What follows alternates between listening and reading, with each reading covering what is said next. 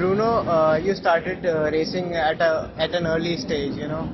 Your uncle once said after leaving McLaren that if you think I'm fast, you should meet my nephew Bruno.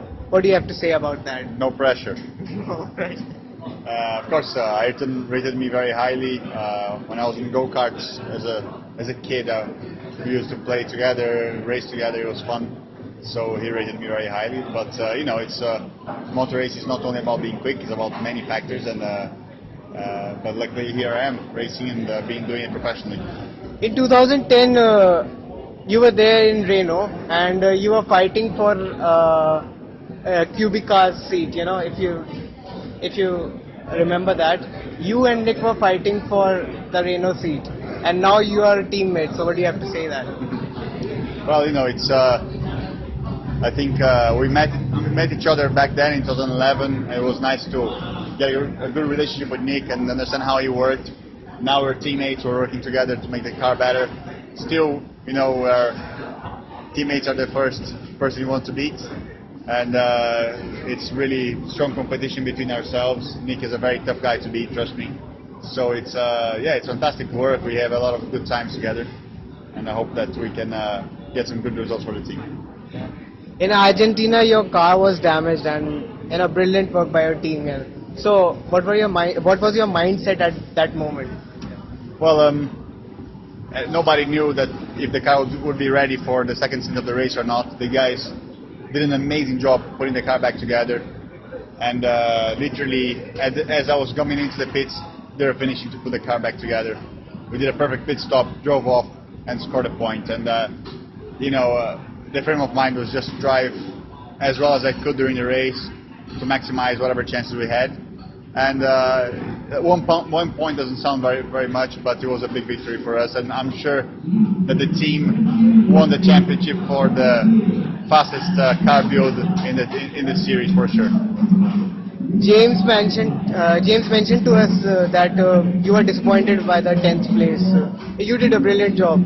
So why is it that you were disappointed? Because I knew we could have done better if we hadn't had the accident in qualifying. We could have qualified in the top 10 for sure. So yeah, it's a bit disappointing. I think this weekend the team did a perfect job. They really gave me the car that was working. There was no problems. We really had a good weekend, and I made a mistake. So that's the only reason why I was disappointed with P10.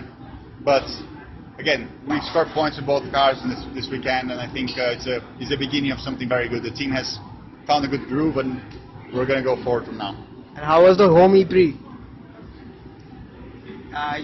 Your home E-Prix, it was Argentina E-Prix.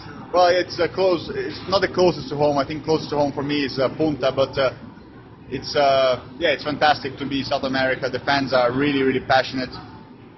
We went also to the Fangio Museum, which was such an experience. So yeah, it's fantastic to be there.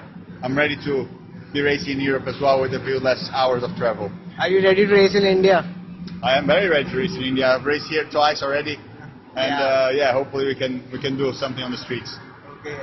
Can you give a message for Indian fans? Hey guys, everybody! Thank you for following us. Keep giving us the support and giving us the fan boost that we need for the races in the future. Put your hands together and let's go for some race wins. Take care. Have a good experience in MotoGP. So Jack Miller moved last year from Moto3 to MotoGP. Are you looking for a promotion?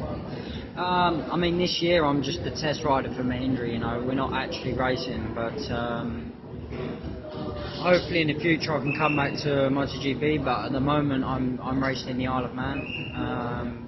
And at the moment, this is my priority at the moment. But also testing with Mahindra is very important, for the manufacturer and for the other riders who are racing a Mahindra bike in Moto3 this season. I believe the work we've done is good over the winter. So last year we had some podiums with Mahindra, and I think this year we should be looking for more race wins for sure. So a couple of years back, few teams moved from Honda to Mahindra because the Hondas couldn't perform.